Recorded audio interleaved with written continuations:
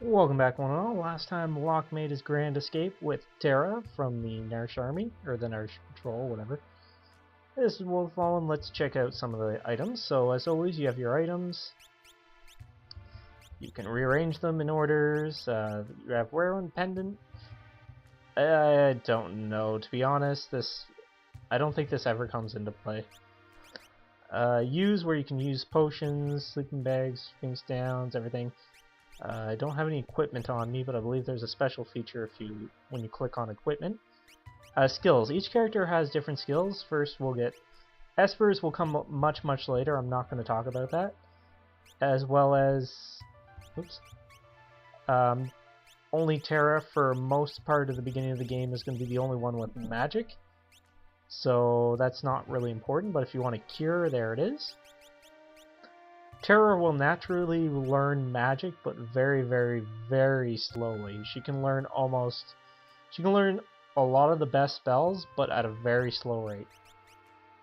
The rest of these, some characters will have specific skills set to them, like a list. You'll be able to look them up here. I'll look at them when we get to it and explain a bit more. We don't have anybody currently. Equipment's always the same. You can optimize, you can remove equipment, or you can completely empty the character.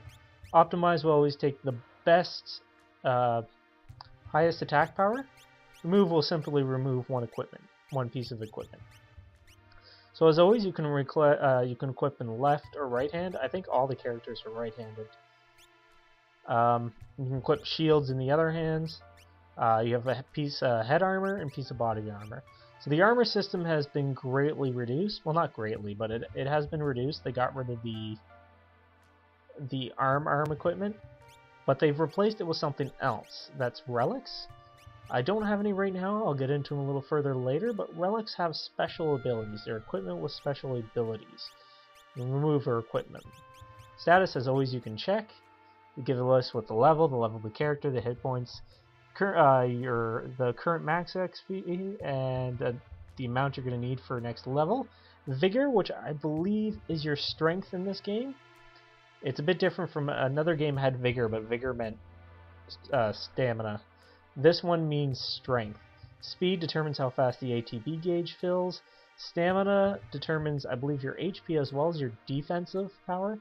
And magic power, obviously, is how strong your magic spells are. The battle power is how strong your current weapon equip affects. Defense, your current compound of armor. The evasion percentile, what's the odds of you evading something.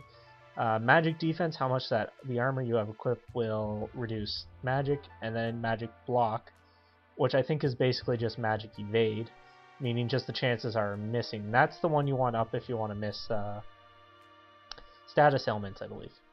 And then you have a little window giving their menu command. All characters have fight. The next command is a special ability, like Locke's special ability to steal items. Terra doesn't have one right now. And then the third command is always magic. So it's always fight, special ability determined by the character, magic, and items. So actually first, let's go back in. Narsh.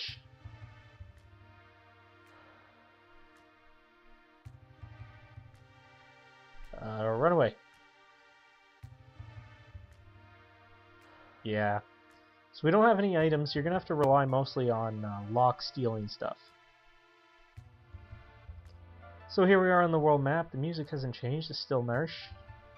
You can head down. I don't believe there's a higher random encounter if you're in woods or not. I think it's all the same. So for now, what you should be doing is just attacking, you should be attacking with Terra and stealing with Locke. The enemies aren't too tough, like the Lecherous, I believe, offer tonics if you steal from them. You can get tonics from there. And I believe that bird thing I just killed, you can get antidotes, maybe? I'm not positive, I don't remember offhand. So let's just kind of head south. So let's try this again. Steal Locke. Couldn't steal. Okay, I think you can also get leather hats from the bunnies.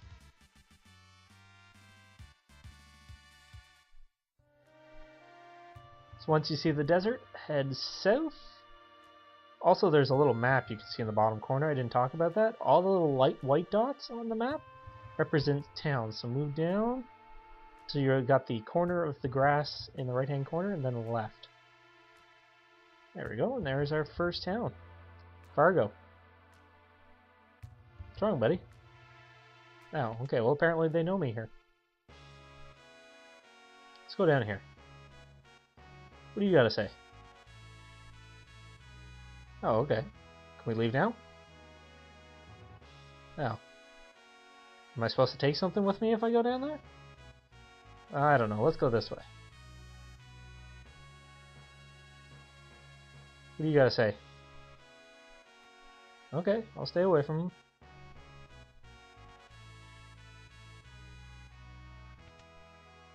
Sorry he's moving so slow. I can't make him move any faster.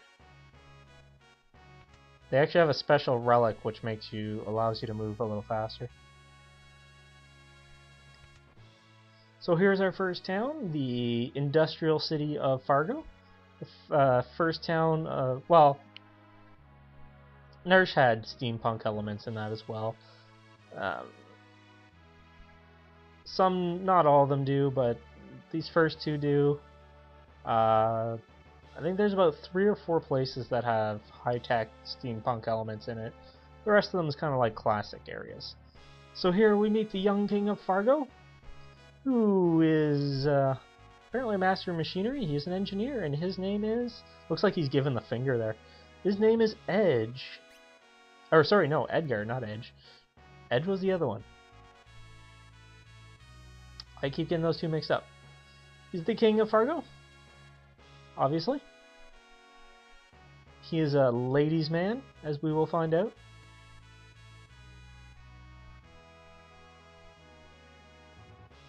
Okay, so apparently they're allies with the Empire that we hate.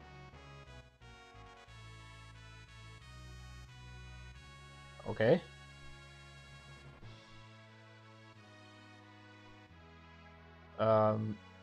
Okay. Did he just hit on me? I think he did. Unfortunately, Terra does not understand growing up in the Empire and being a tool of destruction. She doesn't understand the concepts of emotion as well. So now we're free to explore the area. Yep, I got magic. So if we head over to here...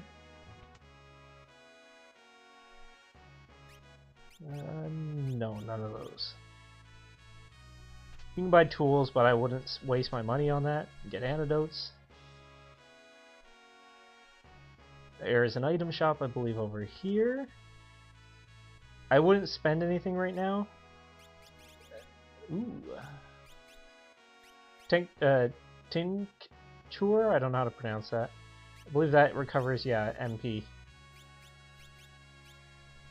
Tonics are basically potions. Soft cures stone. Tonics are basically the old potions, and potions are basically high potions in this game. Well, it kind of looks like it. Oh, okay, well apparently I wasn't supposed to know that. Let's head back down here. God, I wish I could run.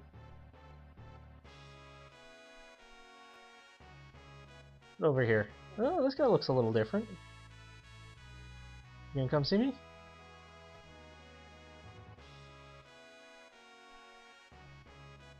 Okay.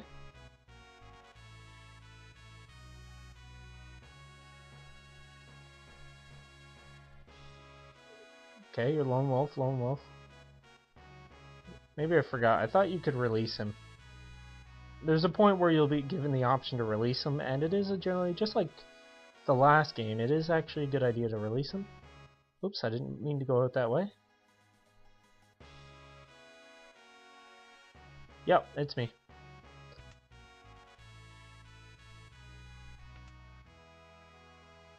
Well, I won't waste much more of your time here. I'll just get going. I'll talk to other people later. You can save up there. I think there's a woman here. No. Sorry, not save, but you can rest up. Yeah.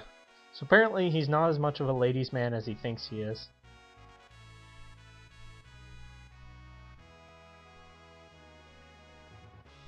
I wish... Got chocobos. Okay, interesting. A lot of the NPCs don't have much to say. They give you some history of the world. Oh, well, God, you're like, what, 8? Holy crap, Edgar. Oh, does he?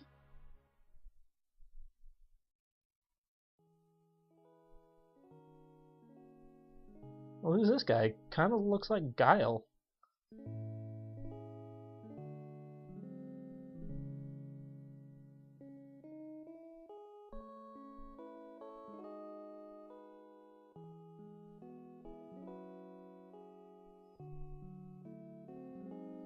And here,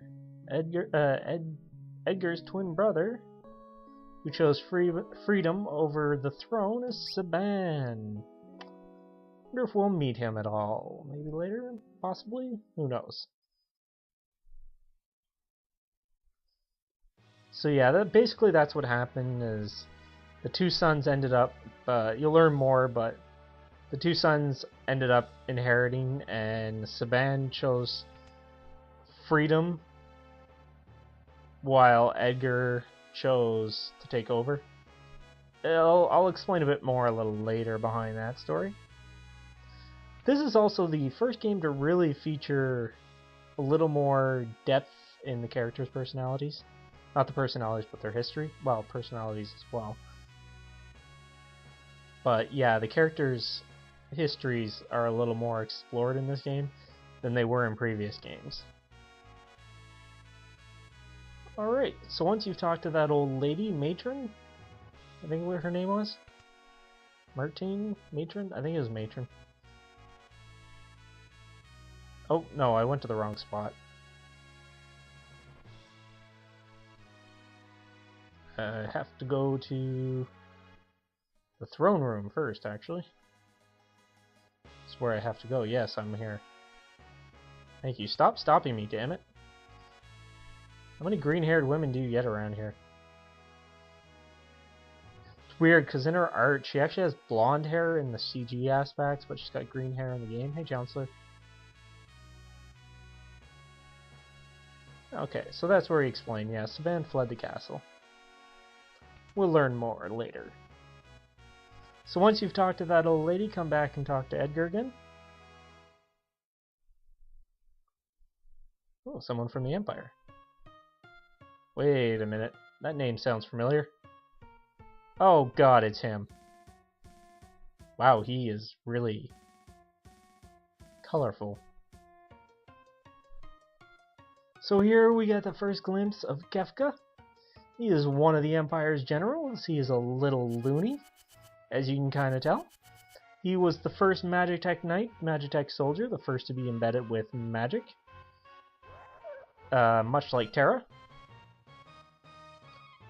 However, he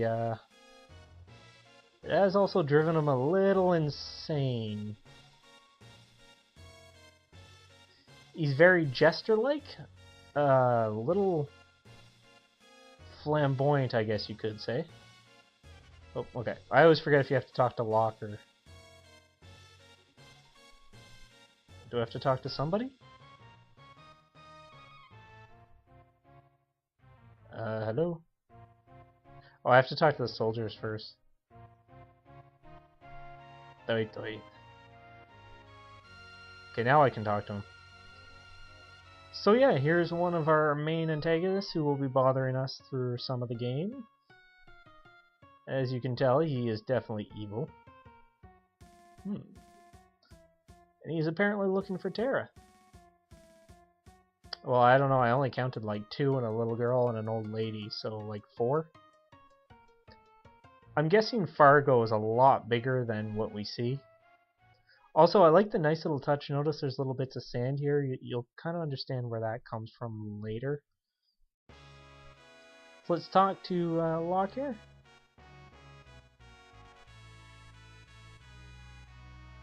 Okay.